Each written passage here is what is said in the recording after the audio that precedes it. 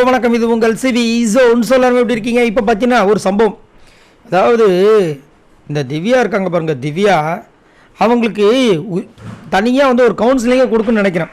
அவங்க மைண்டுக்குள்ளே வந்துட்டு big pass, சின்ன பிக் பாஸ் அப்படின்னு ஸ்மால் பாஸ் ஒரு இருந்துச்சு பார்த்தீங்களா, போன வாட்டி சீசனில் அந்த மாதிரி அவங்க நினச்சிட்டு இருக்காங்க போல இருக்குது.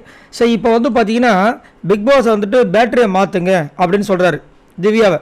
உடனே இப்படி திரும்பி கமருதுன்னு கத்துறாங்க, டேய் இன்னும் பேட்டரியை மாற்றலையா அப்படின்போது கமருது கையை கட்டுறாரு வியானா. இல்லை அவங்க சொன்னாங்க அவங்கவுங்க பேட்டரி அவங்கவுங்க தானே மாற்றணும்னு எஃப்ஜே சொன்னாப்புல, தலை ரூல்ஸ் போட்டிருக்காரு அப்படின்னு, அதனால தான் மாற்றலாம்னா. ஏய் எவனா போங்கடா போய் மாற்றுங்கடா, நான் வேலை தானே செஞ்சுட்ருக்கா அப்படின்றாங்க. ஏம்மா இல்லை என்னான்னு கேட்குறேன் நான். பிக் பாஸே நீங்கள் பண்ண வேலைக்கு தான் வந்துட்டு எல்லாருக்கும் வேலை செய்ய சொல்லியிருக்காரு, உங்களுக்கு ஒருத்தர் வேலை செய்யணுமா? அதுவும் வந்துட்டு உங்கள் பேட்டரி மாற்றதுக்கு ஒருத்தர் போகணும்.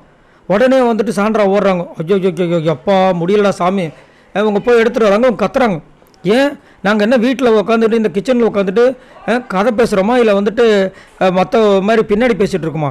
வேலை தானே செஞ்சுட்ருக்கோம், ஒருத்தவங்க வந்து ஹெல்ப் பண்ணால் என்ன ஒரு ஹியூமானிட்டி இல்லை அப்படி இப்படின்றாங்க. இல்லை சரி கூட நானே இப்போ மாற்றுறேன், அதெல்லாம் வேணாம் தேவையில்ல, சாண்ட்ரா போயிட்டாங்கன்னு கத்துறாங்க.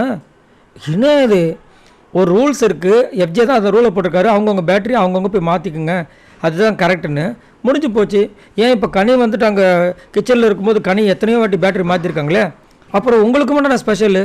இந்த அம்மா மைண்டுக்குள்ளே இன்னுமே வந்துட்டு தான் வந்து இந்த வைல்ட் கார்டு என்ற வரும்போது இவங்களாம் திருத்துறதுக்காக வந்திருக்கோம், நம்மலாம் வந்து ஒரு ஹெட்டுன்னு நினச்சிட்டு இருக்காங்க. இல்லைம்மா, உங்களோட இப்போ பார்க்கும்போது திவ்யாவோட எவ்வளோ பேர் இங்கே வந்து மேல் எக்கச்சக்கமாக.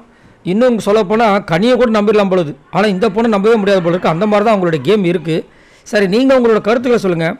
திவ்யா எதுக்கு எடுத்தாலும், அதாவது காலையில் வந்து பிக் பாஸாக வந்துட்டு இவர்கிட்ட சொல்கிறார், விக்ரம் கிட்ட நீங்கள் தான் மேற்பார்வை பண்ணணும்னு, போய் குளிச்சுட்டு வருவீங்களா கேட்டால் குளிப்பேன், குளிக்காமல் இருப்போம், அதுக்கு நீங்கள் யாருன்றாங்க. இந்த மாதிரி ஆட்களை வச்சு என்ன பண்ண முடியும்? ரொம்ப கஷ்டம். இதை பற்றி உங்களோட கருத்துக்களை சொல்லுங்கள். பாய் நண்பர்களே.